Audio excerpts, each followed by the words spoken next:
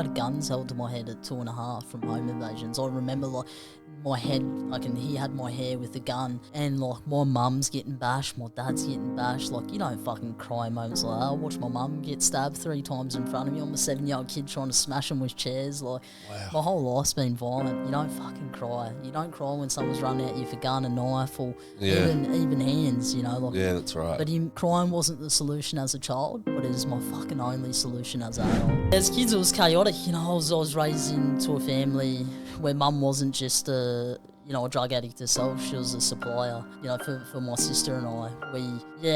We were raised in pretty unsteady environments, a lot of home invasions, you know, a lot of overdoses around us, and we lived out of our backpack. From birth to 9 years old, you know, constantly in foster home after foster home. Dealing with mum and dad, you know, they were addicts and they couldn't look after him, so my older sister and him went into the care of my nan. Yep. And they were living at Capella Barn. Dylan spent a lot of his time over at Cleveland and just up here. Over at Loganley and just all them areas, you know, where the kids could run amok. And you know, I remember getting a call off him one day, and then my family getting a call a few days later saying they had to go identify him at the morgue. And and that was, you know, that broke my family, man. Like having to see my brother. How old was he? He was a 14-year-old kid. Fuck. Yeah, a 14-year-old kid got shoved in a drain pipe and stabbed viciously, and he got left there to die. And, you know, in the reports, you know, Sean, the guy who murdered my brother, it was pretty vicious, man. You know, like he had a history of murdering another young kid prior to that, got 9 years under the Mental Health Act, was out 3 months, and then viciously murdered my brother over $15 worth of yardy. Just get clean. You know, I know it's hard, and I know we try to make reservations to fucking keep it in our lives. And it's scary. It's fucking scary because my whole identity, bro, I drank from a kid, so I never really knew myself. I knew the version of me that was encouraged through a substance. And it's fucking scary, but it's the most beautiful journey I've ever been on. And there's days where I want to fucking throw my hands up and smash walls, and internally having these meltdowns. And I want to use and I want to drink because it's easy, but I don't want that fucking life.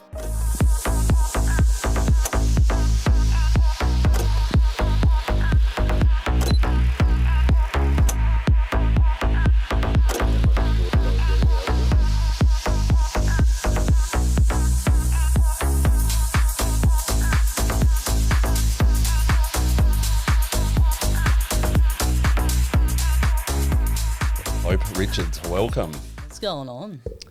Not much, mate. Finally getting you down here to do it. Well, no, thank you for having me, man. I really appreciate this. Nah, no worries at all. First podcast?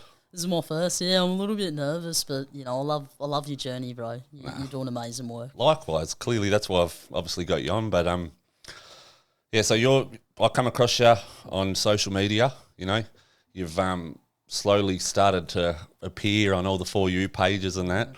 Tell me a little bit about, you know, obviously you're a female. Now, this is something that I really want to talk, no offense, we've spoke about this off camera, but your appearance, you know, talk us through that a little bit before we sort of go back to the beginning and, so we'll go from there. Yeah, so I think like I wanted to jump on and share a message, and somehow the gender became the most important thing online. Did you know it would though? No, because I sound like a little gay boy sometimes. But like it is with everything. People, you know, need something to latch onto, and sadly enough, it has been more my gender, whether I'm a female or male. Yep. But I just don't let that get in the way of sending an important message of sobriety. 100%, and that's exactly what you're doing. You know, it's unreal. We're both sort of in that same community on social media of, you know, addiction recovery and spreading the awareness and all that. Take us back to the beginning, Hope. Yeah. I want to hear a bit about your childhood, you know, your foundations to, you know, what has turned you into the person you are today. Yeah, like I was raised around addicts, you know. I was raised around people who struggled with addiction themselves, and so it was only evident that eventually I would follow that path. And yeah, as kids, it was chaotic. You know, I was raised into a family where mum wasn't just a drug addict herself. She was a supplier. And, you know, for my sister and I, we were raised in pretty unsteady environments, a lot of home invasions, you know, a lot of overdoses around us. And we lived out of our backpack from from birth to 9 years old, constantly in foster home after foster home. Yeah, wow. Yeah. What? So are you older, younger than your sister, or? I'm the youngest, the baby. Okay, yeah. What's the age gap? 6 years. Okay, yeah. So I guess your sister would have seen a bit more. She did, A bit more better memories, I guess, of it and stuff. Yeah. Yeah, it was quite horrible. Like, I think back, I wasn't the only child who suffered from addicts, and sadly enough, my sister, she's still an active user. She hasn't quite, been introduced to the path of sobriety from her own rock bottom yet, which, I pray that she does one day. Yeah, 100%. I can relate there, so I'm the eldest of 4. There's me, then a sister, then a brother, then a little sister.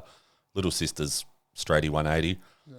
But the 3 of us elder ones I'm clean now, but my sister and brother are still fucked. Yeah. Like, can I ask what was the main substance?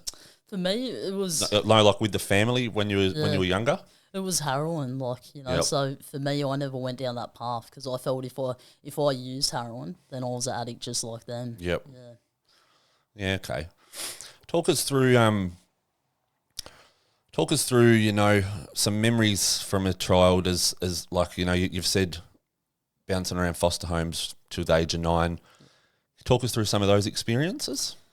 Yeah, it was hard, like some of these houses, like you get taken away from your parents because they reckon you're in an unsafe environment, and for my sister and I, we went into even unsafer environments. There was a lot of abuse in a lot of the foster homes. I remember being around 4 or 5, in early schooling, and my sister happened to pack a bag and us run away, and we never wanted to be in the foster homes. We ended up homeless at such a young age. We're living in park toilets, and we're stealing our food from Woolworths just to be able to eat, and it was pretty crazy. We always wanted that love from our parents. Yep.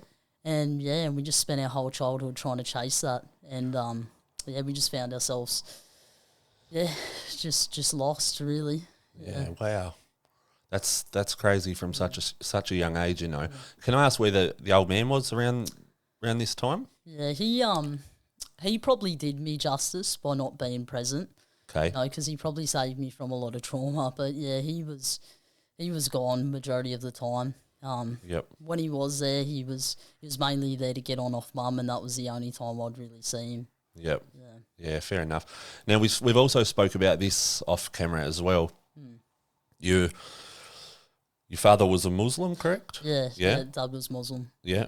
And your mother's an Aboriginal. Yeah. Yeah, and because you were saying to me that you copped that a little bit on social media. Do you want to talk through that a bit? Yeah. So, like in Islam, you can obviously tell that the grave site's different to most religions, and I've built up a bit of a platform now where I have a lot of Islamic followers, and sadly enough, when they do find out that I am a female, it can deter them from following the message. So yeah, it can make it hard. I say fuck them. Yeah. At the end of the day, they got, like we've also spoke about off camera, the haters that are out there. How do you deal with them and stuff? I think I've just built up a thick skin to be able to just switch off from them, because man, I was one of them guys that would have fucking found out who they were straight away, and just got me revenge.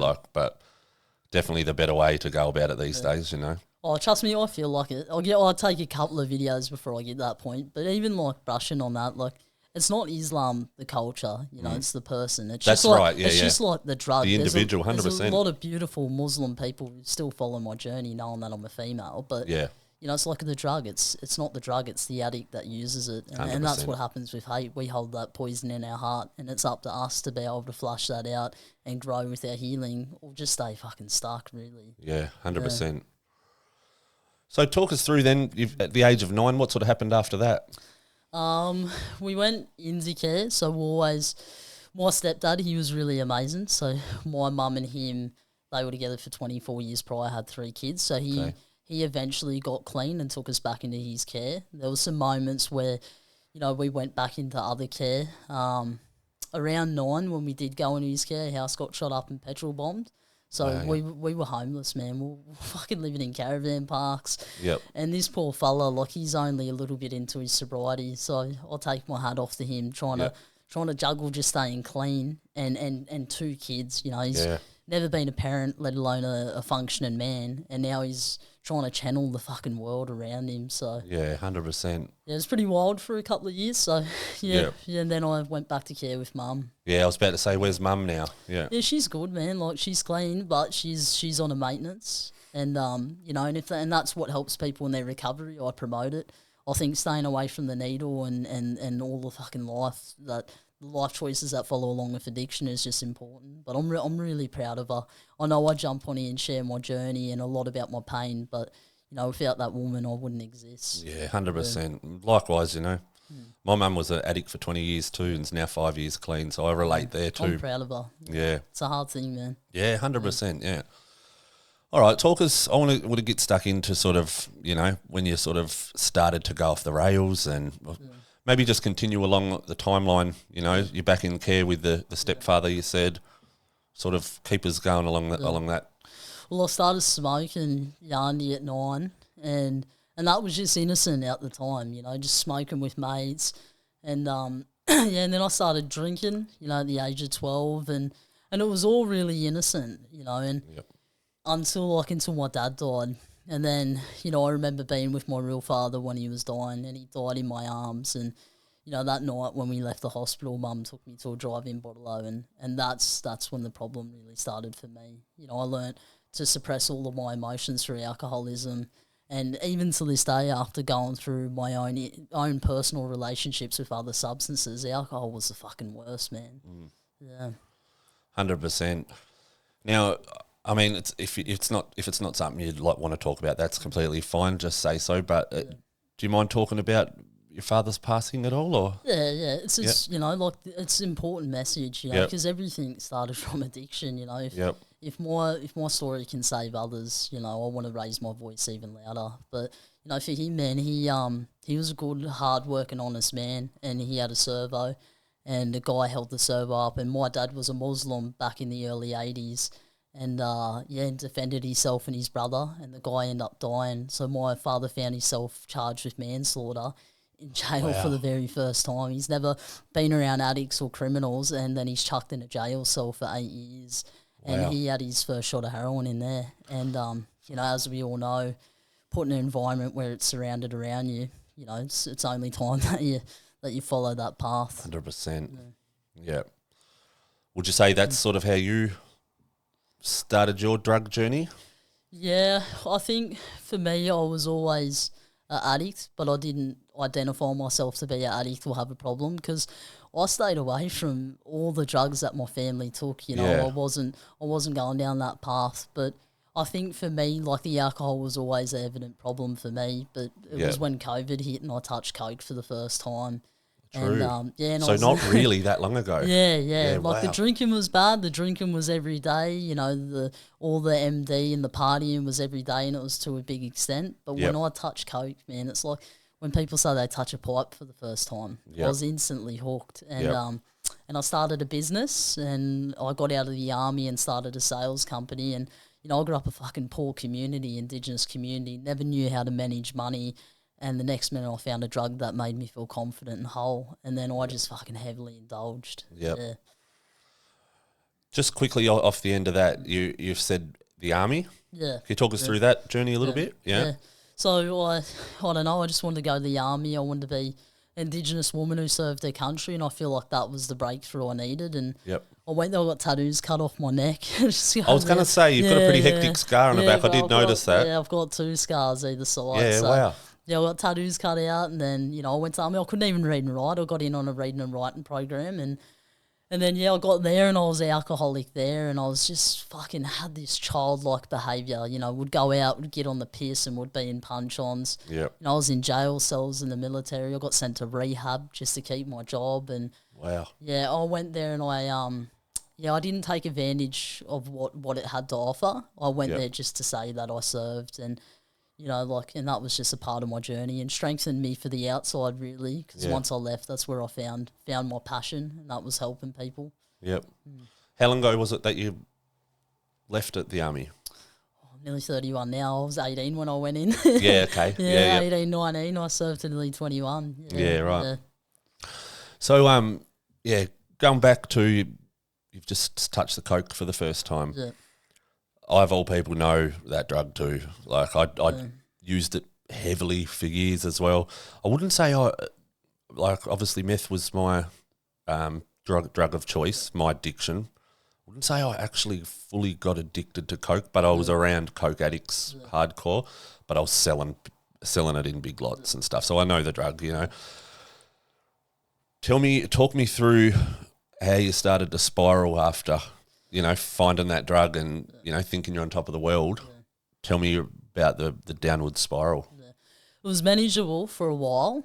And then I think it was more a year into it, and I just found myself like being at work running this business, and I was working for charities, man. Like I was training charity sales reps for big brands, and I found myself in a disabled cubicle, fucking racking lines off my phone. Yeah, and, been there, done that. Yeah, right, and going out and then just like a little chihuahua drink fucking Red Bull that spilled on the floor, just off my head, man. Yep. But it got my sales, you know, because they thought I was passionate. They didn't know I was an addict, and you know, and then it was all manageable, man. Like, you know, I worked for my addiction, and then eventually, like, I put my foot on the brake. You know, I worked to earn enough money to use, and then I wouldn't work any harder. I went from having 30 fucking people working for me, over 3 offices, coming from nothing, to building this big career thinking I'm on Wolf of Wall Street, to fucking having no one who wanted to work for me. Like, I couldn't even plan a day without changing it 50,000 times. Yep. You know, there was no structure in my life. And then I found myself using by myself and not wanting to be around people. That's when you know you've crossed that line, fucked. Yeah, it was fucked. I went from being the most social person in the room to thinking you're talking about me, and the paranoia, bro. And then I was just angry and violent and hostile and short-tempered. Yep. And you know what it's like when you go a couple of days without sleep. You know, your head just gets the better of you. Psychosis start fucking kicking in, and the voices and the shadow people. Yeah. And well, I had to have the fan on because I thought people could hear me. Just going through this. I know, and shit, I mean, like for people watching, we can laugh about it now. We're both clean, obviously, but this is fucking reality. It is, Yeah, 100%. I had everything and lost it out the hands of addiction, but I know that I lost everything to be on the path that I am today. And you know, I share. Do you really feel that? Like, 100%. Yep. I used to hang around people. My best mate in the army knew fucking nothing about my life, bro. Best friends for 2 years. Like, knew nothing. Didn't know my mum was an addict. Didn't know my brother got murdered. Nothing about my life. Yep. And I never shared my story because I didn't want to be defined to the path that was paved for me in my early childhood. And when I got on this app, bro, I just thought, if I speak my truth, it will hold me accountable. And I thought, if I be vulnerable, maybe there's someone else out there who's going through the same fucking shit I am. You know, I went 9 years repeater relapse. I was walking in and out of NA rooms, fucking walking out of the NA room, back out to the streets to go get on. You know, like, and I know I'm not the only person who does that. Nah. I went to an NA meeting there the other night, and literally there's like I don't do it anymore for this reason. I feel it's too triggering for me at the moment. Yeah. But there was like a bunch of guys out the front dealing ice. Yeah, bro. Do you know what I mean? And then they're all high and shit. Like I'd rather just not surround myself, I guess. But everybody's different. Now, this is something, you did just mention it then, it's something I really want to talk about because I've seen your videos on social media and it fucking cut me up to see the videos about your brother. Yeah, bro. Yeah. Can you, if you don't mind, can you talk us through from start to finish so that story? Yeah. Yep. So Dylan is... And was he your full brother? No, so he's my half brother. Okay. So we share the same mum, and his dad's the one that took custody of me. So, gotcha. So, the stepfather. So yep. Stepfather. He's the one, and so Dylan goes under Dylan Anderton, and his death's quite, I wouldn't say popular, but impacting in Queensland just because of how severe it was. And you know, Dylan with mum and dad, you know, they were addicts, and they couldn't look after him. So my older sister and him went into the care of my nan. Yep. And they were living at Capella Bar, and Dylan spent a lot of his time over at Cleveland and just up here, just over at Loganley and just all them areas, you know, where the kids could run amok. And I remember, it was I remember getting a call off him. He used to call a lot, and he used to call me his little homie G. Yep. And you know, I remember getting a call off him one day, and then my family getting a call a few days later saying they had to go identify him at the morgue. And and that was, that broke my family, man. Like having to see my brother. How old was he? He was 14-year-old kid. Fuck. Yeah. So, a 14-year-old kid got shoved in a drain pipe and stabbed viciously, and he got left there to die. And in the reports, Sean, the guy who murdered my brother, it was pretty vicious, man. He had a history of murdering another young kid prior to that, got 9 years under the Mental Health Act, was out 3 months, and then viciously murdered my brother over $15 worth of yardy. Just something so simple, man. I wouldn't even punch on over $15, let alone take a child's life. Nah. And that just shows how wired someone's brain can be when they are an addict themselves. Clearly, I believe, for somebody to do that 3 months out after, clearly they're born something wrong with them. And what the fuck are they going to do when they get out after that? Or are they? He's out. Really? Yeah, and Wow. and the audacity of him raising money. Like, I've looked him up. I won't say his last name. Yeah, on here, of course. But, I looked him up, and my partner and I don't know how to forgive, and that's something that God can do. But I'll leave that. But he's raising fucking money for kids for his birthday. Like, the audacity, like, that you've murdered 2 kids, like a 7-year-old girl you raped and sewed her lips together, and then you viciously murder my fucking brother. And this guy gets to sit there every day in the comfort of his home and do whatever the fuck he wants while these kids are, the domino effect that it's had on families. Man, that ruined, that paved the path for many of my siblings. Like, I was young when Dylan died. I feel it, I have effect from it, but my sister, man, like, when he died, she picked up smoking, and then not even by 13, she was smoking heroin, and she went through a fucking horrible path, and so did my other sister, Kanomi, and then they're grown women who've got the mental capacity of 13-year-old kids because of that death. When he took our brother, they started using at that age, and, it makes me sick. He killed my mum's soul. 100%, definitely. I can only imagine, It literally makes me feel sick. Like, I'm like literally getting goosebumps, Not in a good way either, obviously, but wow. So how old were you when that happened? I was 8. Yeah, 8 okay, years righto. old. Yep. Yeah. I'll be straight up. That was I think one of the first videos I seen of you on social media saying that, and that's what I was like, fuck. And then I still obviously started following you from there, and sort of understood the message you're pushing. But that right there is, I'm truly sorry for everything you went through. Like, I can only begin to imagine. But I guess we'll move on past that and talk about, what made you get clean, and if there's anything else you want to add on to the tail end of your addiction before you sort of tied the knot and said fuck that, I'm moving on. Fill us in. I think for me, like, my mum had a heart attack and a stroke last year, and that was in front of me. She had the heart attack, and ironically, she ended up having the fucking stroke on my dad's birthday. So she was in the ICU. So I was grieving 2 parents last year, and that was hard. And I remember sitting at my mum's bed, man, and I was swearing to God, like, I will never touch another drug if you just save her. If you just save her, I'll get clean.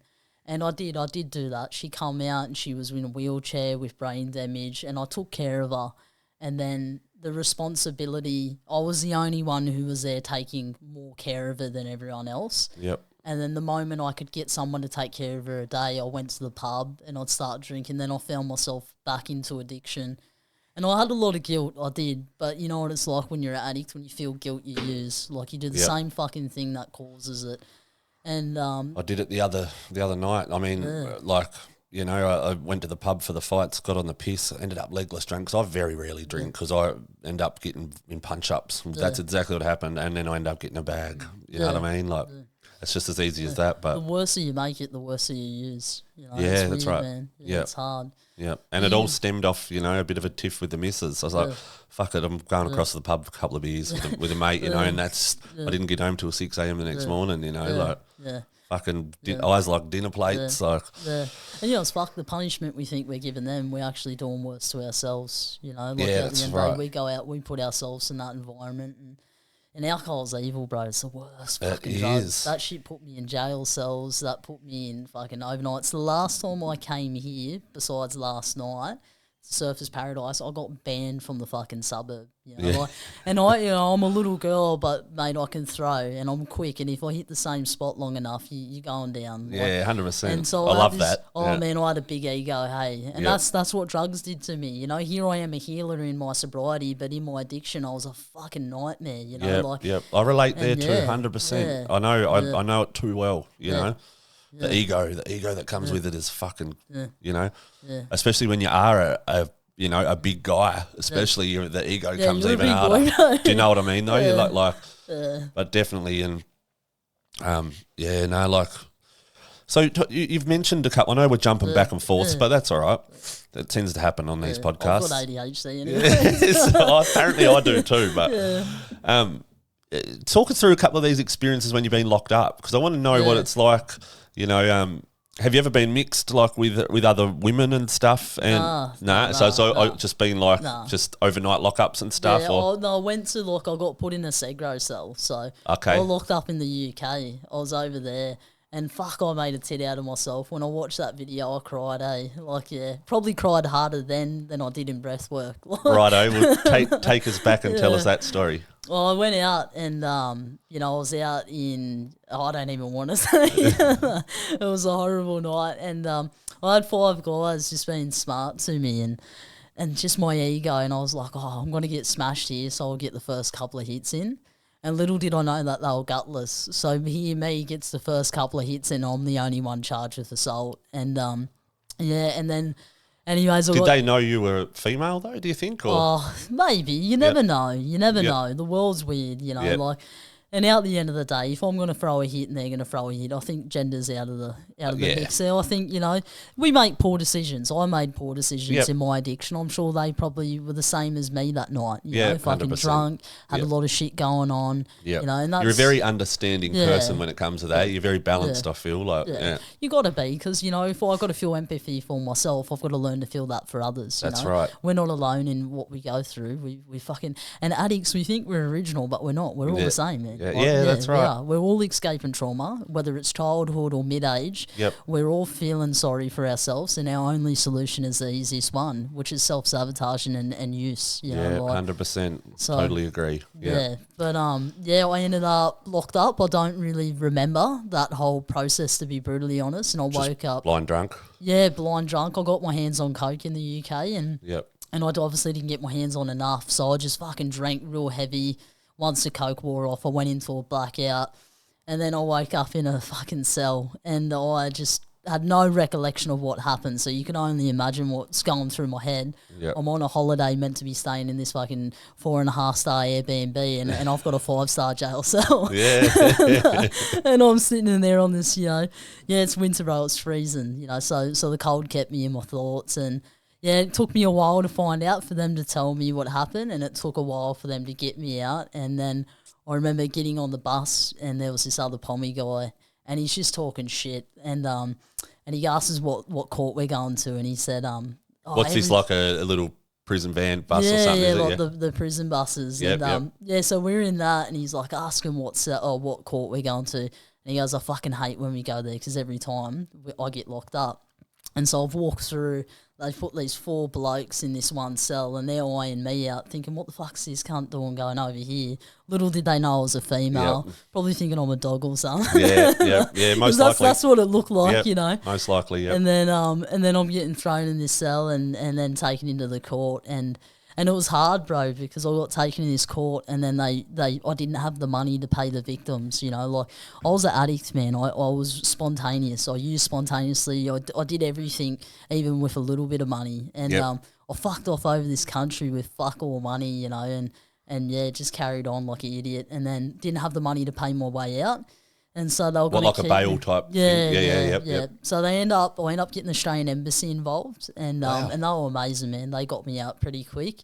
And next thing you know, I'm on a flight on the way home on an ICO, like on an order there. Oh, wow. And, and then when I went back there another time travelling, I stayed sober, but not because I wanted to. You know, any time I got clean, it was all conditional. You know, it was because of relationship, something. You know, it was never for really, you weren't never doing it for yourself. Never. And this is the first time I've ever gotten clean for me. Yeah. So, like, what happened when you went back there? Then I stayed away from the piss. Oh, but okay, then gotcha. I didn't want to travel there any longer, so I ended up leaving. I went to Bali, and in every country I would go to, I could find drugs. You know, like I remember going to Bali, finding Valium. You know, I'm a fucking cokehead, but then then next minute I'm dropping Valium, and it didn't matter what I touched. You know, given the right circumstances and having another drug around me and my mental state, I could have fucking used anything, man. Yeah. Yeah. Can I ask, did you ever go the next level and use the ice? Yeah, I did, but I didn't like ice, if I'll be honest. Like, it didn't give me the feeling that Coke gave me. I remember getting out of the army, and my friend made it. She was fucking having a pipe, and she just made it seem like it was like gas. You know, it's it's good, like rah rah. When you say gas, And, what do you mean? Like Oh, speed? just goey, Like, speed, goey. like making it out to be like that, like it wasn't that bad. And I wasn't stupid, I knew. And I remember having my first pipe, and it wasn't for me, man. I loved the way MD used to make me feel. Like, I'd get a 10-pack, bro, and I was so suicidal. You know, I'd be smiling in a nightclub but dropping 10 of them. You know, I didn't give a fuck if I survived. Like, I OD'd on that multiple times. You know, I've had Coke multiple times. It's never been for me, but... I mean, ice. Ice, yeah. But, Coke, man. Coke was my poison. Yeah, it's and funny, it's an expensive one, man. Yeah, that's what I was going to say. It Yeah, is the most expensive, you know, and it's. I mean, it's a pretty big buzz, especially when it's, you know, good fucking cheesy stuff or whatever. But it don't last long. It's fucking expensive. It's I never understood it. Like, I only ever used it heavy when I was dealing it, so I never paid for it. You know, it was like, but wow. Well, all right, let's talk about some good shit. Yeah. Let's talk about what, you know. Can you remember the last time you used was it like, fuck this, I'm throwing, like, and that's it? Or it was the 1st of March. That was the last time I used. I went into like a mini psychosis, and I had a mate in Bali. I booked a ticket months before that, and we were meant to go, and I ran out of money.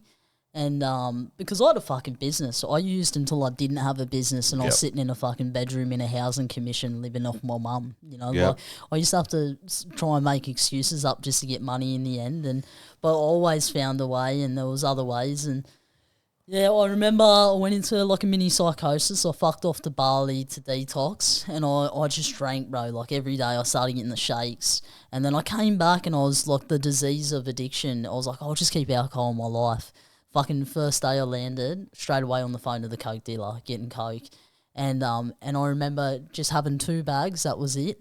And I was hearing shit in my head, bro. And I was like, no, I've pushed it far now. I'm not, like, there's no way I can find enjoyment. For the last year of using Coke, I was isolating. I didn't want to be around people. I wasn't the life of the party. Like, everything just switched, and it fucking happened quick, you know, very quick. Yeah. And I remember seeing Michael Lappin and Alex. I was watching their videos, and I just thought, fuck, they have a beautiful life, you know? Like, I have such a hard-hitting, like, story that would inspire myself, you know, as well, if I used it that right way, you know? Like, and you are, I must say, you know, like, clearly, or I wouldn't have asked you to come on, you know? Yeah, like, I appreciate it, bro. No, I love what you do. Like, I really thank do. you, yeah. And if I would have seen your videos, you would have played a massive part in it. You know, we're all sort of, like I said, we're all sort of in that same community, you know, and there's probably only maybe 50 of us in Australia that are doing it max.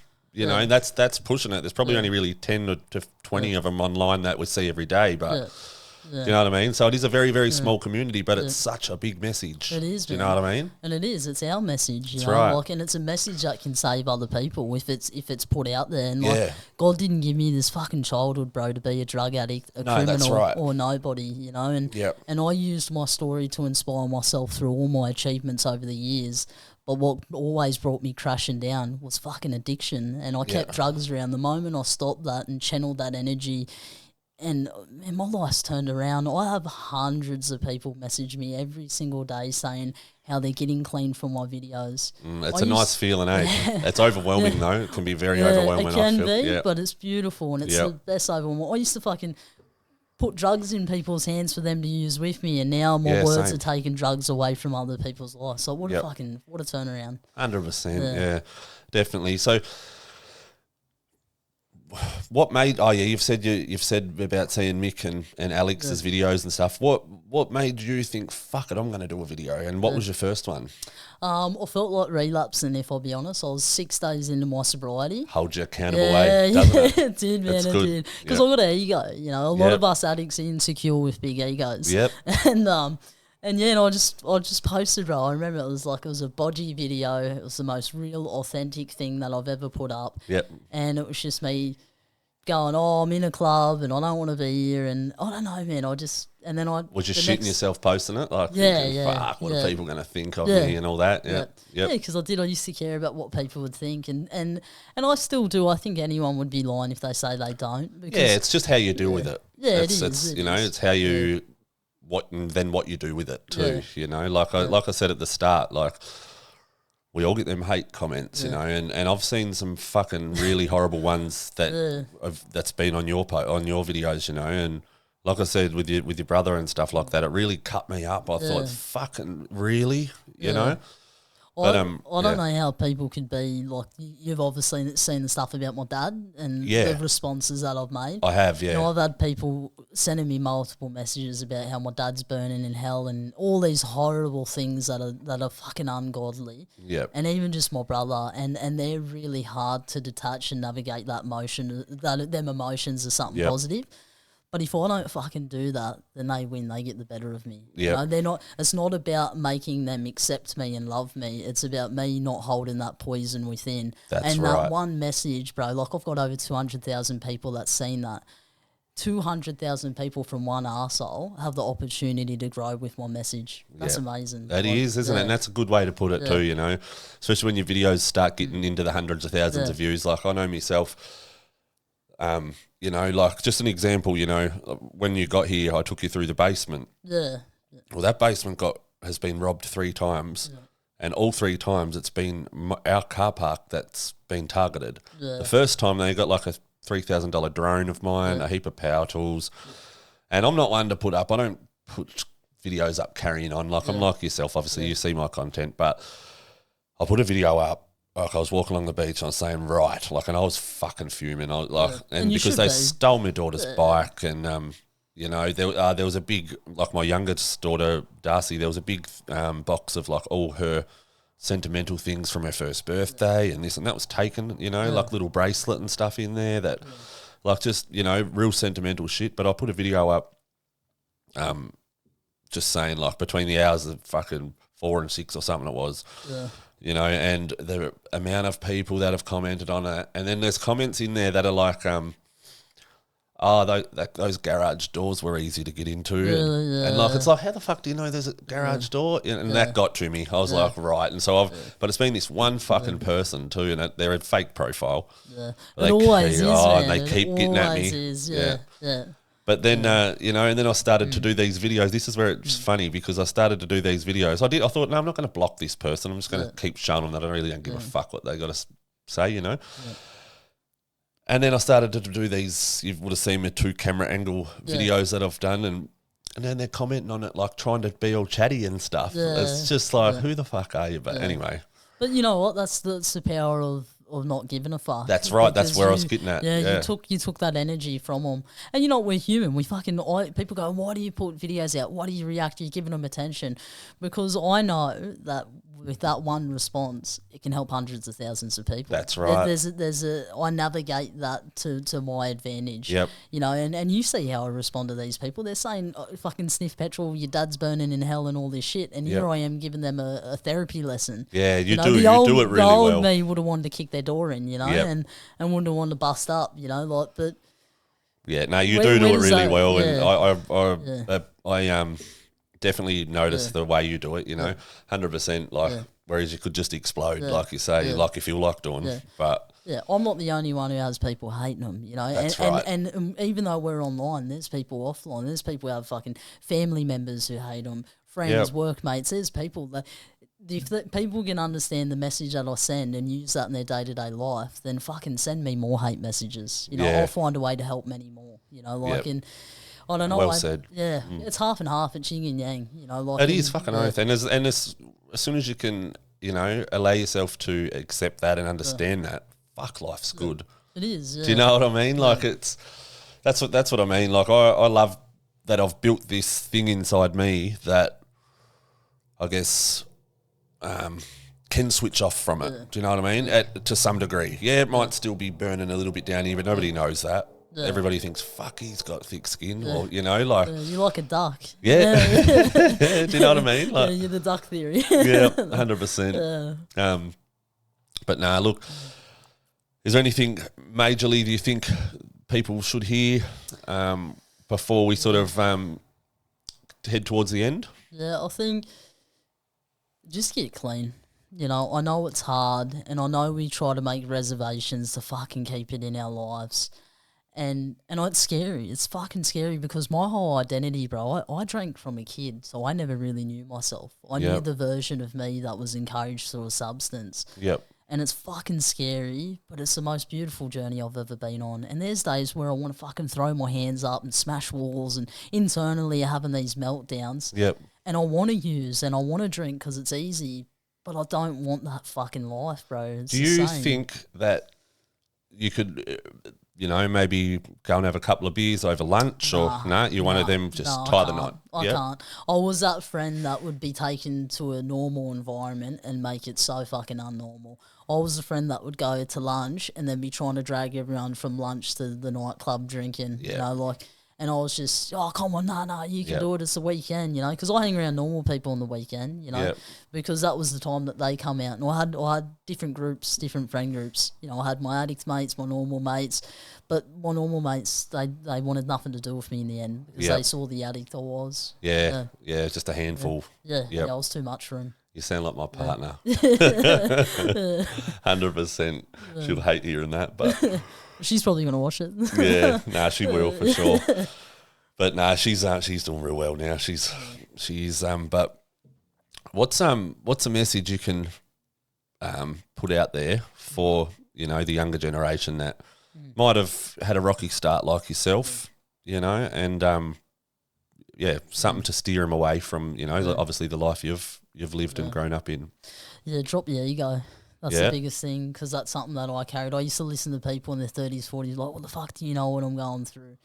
You know, and little did I know it's because they figured it out, you know, and it's okay to go out and have a bit of fun. It's okay to have a couple of drinks. But if you're drinking because you're having shit going in your life and it's masking, cut it out as early as you can, because it gets worse. No one rocks up to a fucking ice dealer's house and goes, oh, give me a pipe for the first time. It starts off innocent. It starts off with smoking yandy, drinking a couple of drinks, taking some MD, and then next minute, you know, you're out in the streets, your family want nothing to do with you, you can't hold a relationship, you've had 50,000 fucking girlfriends because every one of them see through your shit. Yeah. And then, you know, and then where we are, figuring your life out, and it's not too late. We're at a perfect age, and anyone's at a perfect age to figure it out. But if you can do it younger, fuck, you got to up on us. Yeah, 100%. Well said. You know, and everything you just said just then was like a reflection of my life, honestly. You know, like Dad said, you know, until the last sort of 5 years where I've really grown up. Like, but 100%. And as you start growing up when you get clean, eh? Right, you're saying, I started hanging around younger people so I could carry on like that. Yeah, and see, with me, I was a father at 19. Yeah, you were a baby, bro. Yeah, and then I didn't touch ice till I was 23. Yeah. Do you know what I mean? Yeah. I was a father at 19, a father at 21, an ice addict at 23. So you probably went really hard in on that because you started later. Yeah, well, that was because I'm from Tassie originally, from Tasmania, so... Yeah. Yeah, you're not Australian, eh? Hey? Yeah, well, apparently not. Island boy, you know? Yeah. But, but down there, everything's later on, you know what I mean? Like, it was always, you know, the goey and the pingers and that were always around, you know, the MD and never ice. And then the ice hit and you literally watched it wash through Tassie. Do you know what I mean? Like, and just drop everyone in its path. Like, and I was unfortunately one of them, like... It does, man, especially in them communities. Like, I was working at Ayers Rock to save the money to get the tattoos off. I was an 18-year-old kid, and there's the Ananu and Pinanjata tribe out there. They're a dry community. Like these black fellas have never seen white people. You know what I mean? Yeah. Like they're proper I'm heading black there fellas. shortly, actually. Yeah, go out there, bro. You'll love it. It's I'm going over to beautiful. do a vlog with Shannon Northhouse. Yeah. Do you know Shannon? Are you going to Alice? Yeah, Alice, yeah. It's about 4 hours from Alice. Yeah, but we're Uluru. heading up to stay a night at Uluru too because his mob's from around there too. Yeah, so he's Ananu and Pinanjata. So, I'm not too sure. It's in the middle of his name actually on Facebook. Pengata or I'm not sure, but because I'm Indigenous myself. So yeah. But it rinsed. What was there, it? bro. What was that one? Pinanjata. Yeah, that's what he is. Yeah, Pinanjata. It means people. Yeah. Oh, okay. Yeah, right. Well, that's something like that in the middle of his name. Yeah, I'm not too familiar with it, but yeah, it was his mob. Ice got brought in because we used to live and work on resorts, and that was fucking hectic. Like it was always like a big party. And it got brought in, and you could imagine like this Indigenous community who's not exposed to alcohol or any drug. Imagine that being like the fucking first thing, man. Like, we build up a tolerance with our addiction. These people just bang straight away. 100%. There's one thing too I wanted to mention with you too. Have you ever experienced with psychedelics, or have you ever been a fan of them, or like what's your story there? I like trips ecstasy and stuff like that, but I'll be honest with you, I don't see it as a relapse. Next year I'm going to go and try ayahuasca. Just because, that's what I wanted you to talk about. Yeah, so same. I'm on a healing journey, and these are medicines, and as long as I'm practicing in a safe, controlled environment where I'm exploring my trauma, then it's not a relapse. 100%. It's different. It's not like I'm going out and picking up other drugs. I'm going there to heal the trauma. Like I did breath work the other day with Gaz Wright. Absolutely fucking amazing. I rate that 10 out of 10. And can you give the audience a bit of an insight on the whole journey, because I can't. Oh, bro, I don't know how to explain it, guys. Like, I didn't want to do it, and I remember ringing. Why didn't you? I was scared. I was scared to cry because I don't cry, man. Like embarrassed. I got a lot of shame around that. We used to get flogged as a kid, and then like crying got you more flogs. Same, it's our parents, man. It's the way we were raised, our times. You don't fucking cry, and I'm sitting around a bunch of strong, powerful men who are creators who share the same message you and I. And we're fucking sobbing our eyes out. So about an hour prior, I didn't want to do it, and if it wasn't for Rewire, Realign. Rehabilitation, there's these guys here. This is the programs that they run out there, and if it wasn't for them, I would have backed out. And I was getting a fucking Uber, like I'm up in the mountains in a rehab trying to get an Uber to get out there. Wow. So I didn't cry, And I just jumped on the mat, like I was real quiet. I didn't ask any questions when Gaz was doing the talk, and then I remember laying on the mat, and I was just like, "Fuck it, like I'm here, like just go hard, just do it." And I remember breathing and then I started feeling this tingly feeling. And the belly chest out, fuck yeah. And it just hit you, like, and my hands locked up, but it was peaceful, man. Yeah. Like, did you get the full tingles? Like, on my whole, mouth, lips and cheeks and hands and everything went like full pins and needles. Like, how crazy is it? Because you feel, it's hard to explain. Like, it's a natural DMT body, release. But you're not. Like, Did you get that? Like, I felt, when you do the breath hold, and you hold it, and then you let it out and you scream. It fucking feels like you're getting shot out of your body. Like, it's weird. Yeah, everybody's different. I personally can't, because it's been about 6 months since I've done it now. And like I said, mine was with a different facilitator, and it was up in nature, listening to nature, like in the middle of a rainforest, which was a whole nother experience again. But I don't know, I can't really remember it clearly, but I just remember like the purging it, like pushing on my chest every time I'd breathe out. And I was fucking roaring this forest down, like full blown, and scared some birds out of there. I come out of it and almost was like a bit freaked out. I said to the boys, like, what the fuck did you just do to me? Like, fucking, that to calm me down. And then, and then we feel like it's a relapse, eh? Yeah. How fucking powerful. And then we did a sharing circle. I was sort of like, halfway. So the sharing circle started here.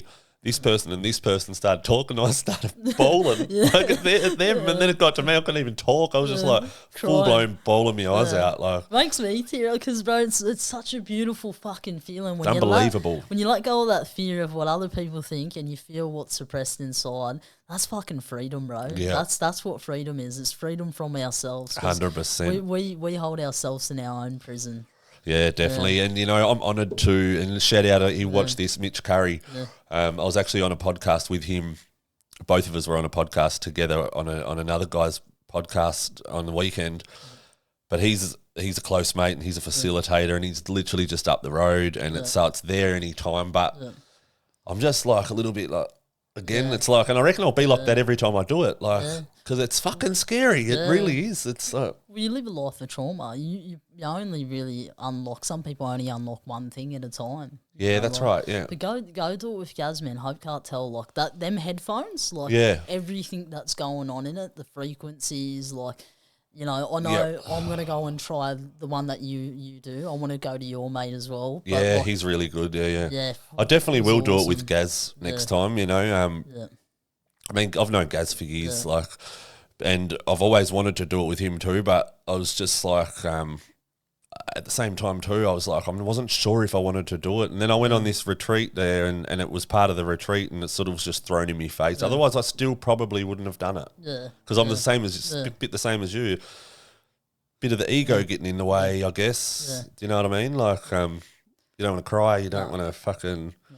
See, as a child, crime wasn't a solution because I grew up in such a fucking hectic environment. Like, you know, well, I had guns held to my head at 2.5 from home invasions. I remember, like, my head, like, and he had my hair with a gun and, like, my mum's getting bashed, my dad's getting bashed. Like, you don't fucking cry moments like that. I watched my mum get stabbed 3 times in front of me. I'm a 7-year-old kid trying to smash him with chairs. Like, my whole life's been violent. You don't fucking cry. You don't cry when someone's running at you for gun, a knife, or even hands, you know. Like, yeah, that's right. But crime wasn't the solution as a child, but it is my fucking only solution as an adult. Yeah. And it's healthy. Yeah, it is, man. It's healthy. How good do you feel after a good cry, honestly, you know, like... It's the most staunchest thing anyone will ever do is heal. Yeah. 100%. Look, it's been an honour having you on, Hope. Where can people find you? Give us a shout out on your socials. Yeah, she's that. So it's Hope Richards on TikTok, Instagram and Facebook. Yeah, come along and follow the journey. All your links will be in the description anyway. I appreciate it, Hope. I appreciate you, brother. Thank you so much. It's been awesome. Just quickly, I want to give a shout out to the sponsors.